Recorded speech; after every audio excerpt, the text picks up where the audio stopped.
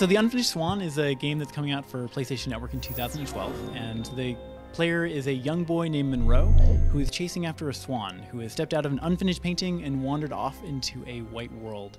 And in the game, in the beginning, the whole world is completely white, so players have to throw paintballs to splatter the world and figure out what's around them. We wanted to create a game that evoked a sense of awe and wonder, and one of the things that we did to try and achieve that was to tell people as little as we could about the game itself. So when players are exploring the world, they're also exploring the game and trying to figure out what did they sign themselves up for.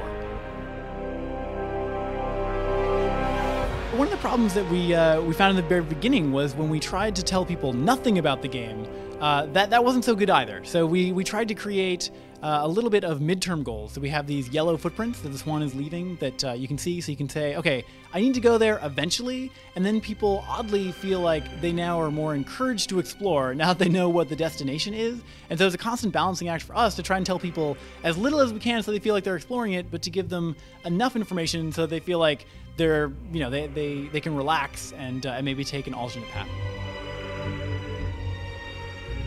The game starts off with this completely white world where you're painting in black, but then takes kind of a left turn later on, and we abandon the painting mechanic and go off and explore totally different mechanics and totally different art styles. We found that the painting mechanic works really well for 15 minutes or so, and then after that people feel like they kind of know what to expect, and if we were to continue with that mechanic, it would really just be about challenge and about presenting things that they've seen before in slightly different ways, and we wanted to keep surprising people. So the game goes off in completely different directions and hopefully create something people have never seen before.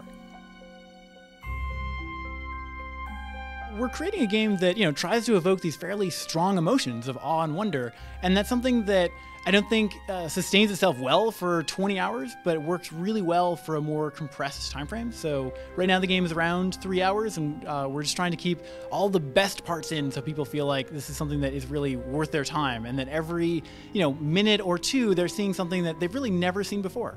The Unfinished Swan will be available on PlayStation Network sometime in 2012.